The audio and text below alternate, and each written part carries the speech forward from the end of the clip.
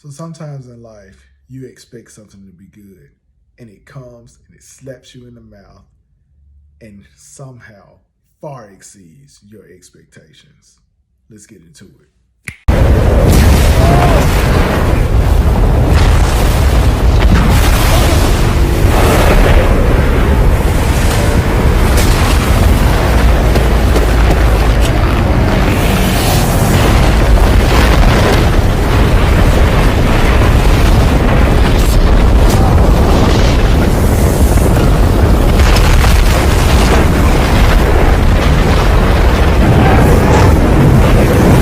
Dune Part 1 came out in 2021. That was back when studios was doing weird shit like releasing movies that were meant for the theater on streaming, and it pissed a lot of actors and stuff off. It was pure pandemonium in the industry. However, we're back outside, we're having a good time, and it's a perfect time for Dune Part 2 to come out and essentially blow all of our collective minds.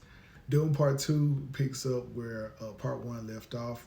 We follow Paul Atreides as he's on his trick for vengeance, and by and large, he ends up on a quest to become the new king. And it's a very interesting story to follow. Timothy Chalamet brings a badass quality I wasn't sure he had after watching the first film, but here it's here, man. Like he nails it, especially with the action scenes, and he just commands the screen. He's an excellent actor, like truly superb.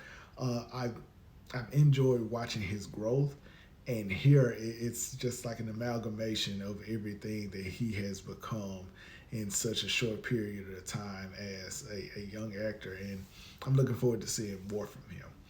Speaking of young actors, not only is Zendaya in this film, and she really brings it full force as well. She has some great acting chops, but my standout outside of Timothy is Austin Butler, who plays the appropriately named Fade Rotha, because he believes in running fades anytime, any place. I mean, this motherfucker is crazy, and I enjoy watching every scene he showed up in.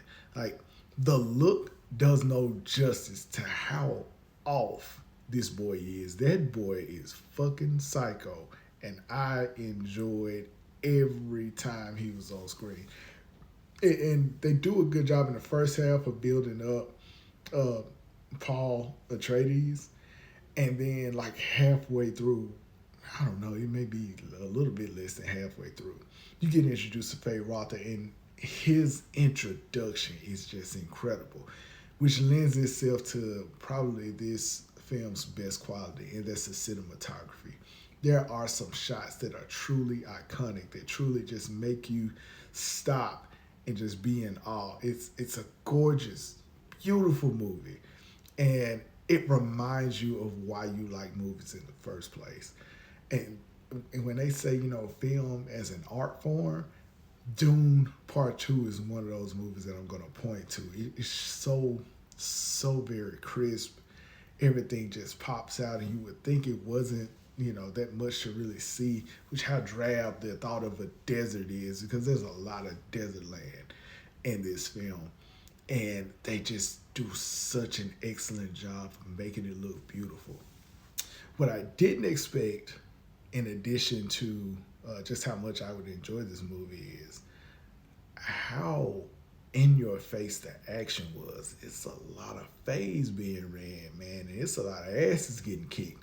And I was in for a good time that I didn't even know I signed up for. So once once it really gets going, it doesn't stop.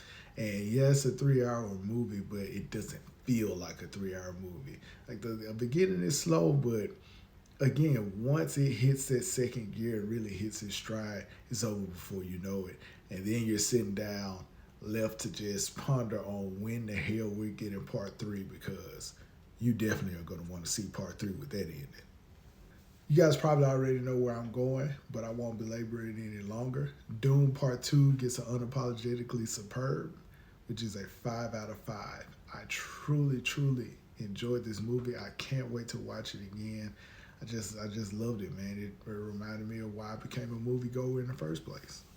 So have you seen Dune Part 2? Let me know in the comments. Continue to like, continue to share. Thank you for your support. I know I've been gone for a while, but I'm back.